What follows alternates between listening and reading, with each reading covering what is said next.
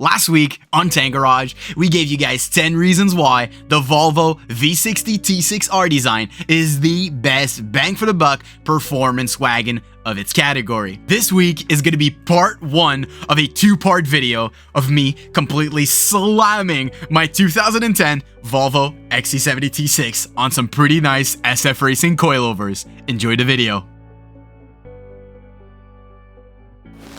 Hey guys, welcome back to Tank Garage. My name is Frank and I'll be the man behind the camera. In today's video, there's a massive smile on my face, guys, because we're finally gonna be slamming my XC70 T6 on some coilovers. Before the video starts, make sure you like, subscribe, and turn on post notifications so you don't miss any uploads from Tank Garage. Not too much blah blah today, guys, because we have a super packed video. This is not gonna be an easy install because my car's from Quebec. There's a lot of rust and the winters here are absolutely horrendous. But what I've got is a package from SF Racing today because they sent us a kit of their most recent performance coilovers sitting right here in the box. I've already opened the box, of course, like you guys could see. The beautiful coilovers just chilling over here. I'm gonna take one of them out, take a couple of B-rolls for you guys, and then we're gonna go right inside to install them.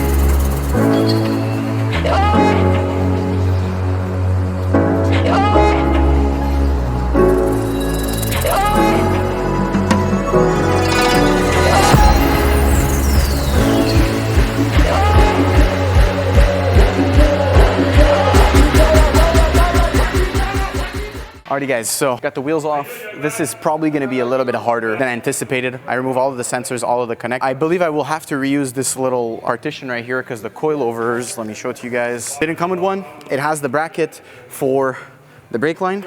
It has the little hole for the linkage. I did the rookie mistake first time lowering a car by myself to not order shorter end links. So we'll have to maximize on the coilover, attach the end link, and then we'll have to drop it down with it. I will have to order new end links because these will probably break in the future. But first off, we're gonna start by removing the end link here. We'll try to push it off. We have transmission lifts here so we could just lift up the suspension, remove that. We'll see if when we disconnect the ABS sensor, if we're able to actually remove the shock like this, or we'll have to take the whole spindle off. I really hope we don't have to. Yeah, that would be optimal. A lot of rust. This is a Montreal vehicle and get into it. This is gonna be fun. So I have Carl here today helping me out, guys, to do the install because coilovers are a two-man job.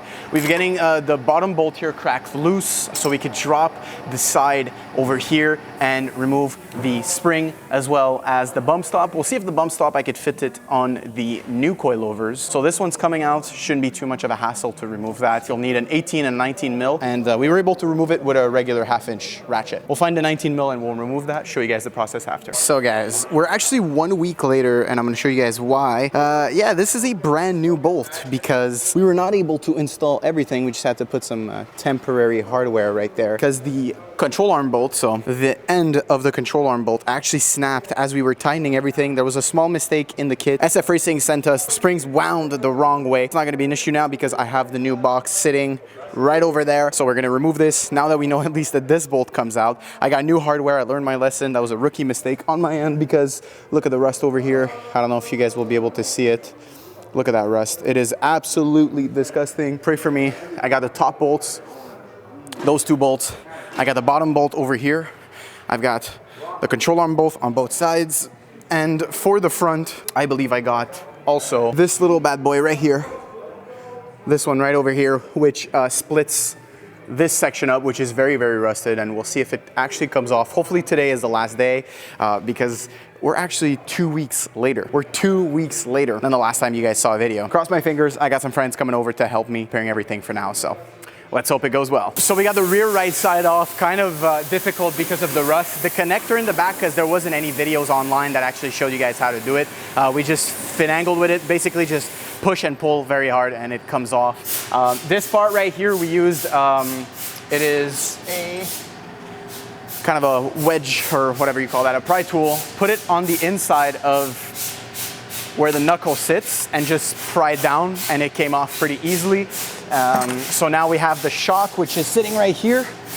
We took the shock off first and then we took off the springs. They basically just pull down on the control arm and then we'll be able to realign everything. We have the top mount for the shock, and we have the top mount for the spring as well. Brand new hardwire for everything, just to make sure that nothing, you know, is rusted and snaps. I'm gonna set it to halfway the height.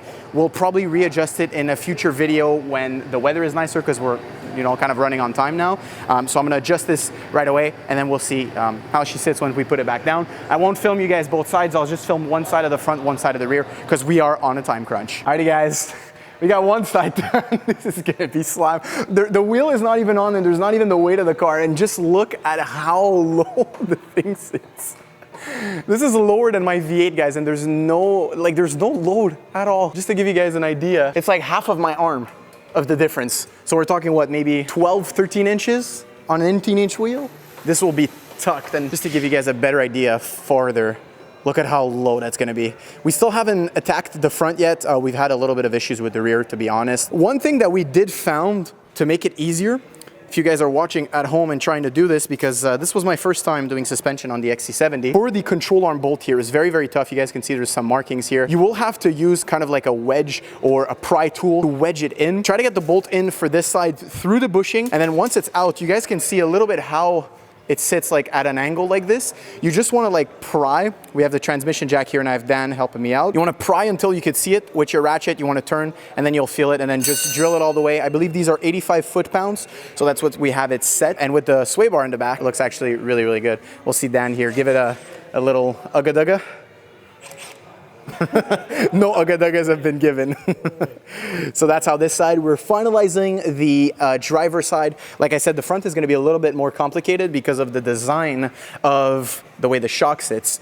So as you guys know, on pretty much all of German, Swedish, etc. European cars, the shock sits inside of this. Is this the spindle? I'm not sure what you guys would call this. And there is a bolt in the back right about here that you need to remove in order to separate this. But like you guys can see, with the years of rust and the beauty of working on a Montreal car, it's most probably going to be stuck. The top bolt I know is not going to be an issue, but this, and I also don't want to remove the eccentric bolt in the middle here for the alignment, which would kind of piss me off. I need to get an alignment, but... Alrighty guys, we're outside and we're not done.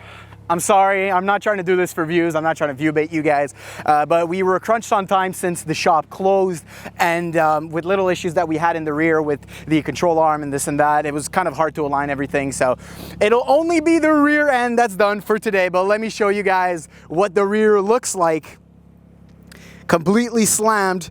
It's going to be a little bit lower. We just set it, by the way, to a ride height that's, you know, kind of something that's respectable and comfortable for the time being before I go and finish the front. But like you guys can see, the front is normal and the rear is slammed. So now it kind of looks like my rear shocks are blown. But just imagine this, guys, this rear 3/4 shot right here with the wheels. Oh, I did say a little bit too much. If you guys follow the TikTok and the Instagram, you've probably seen little teasers of the wheels that I bought for the XC70, but oh man, I gotta show you guys this rear end again. Look at that rear 3/4.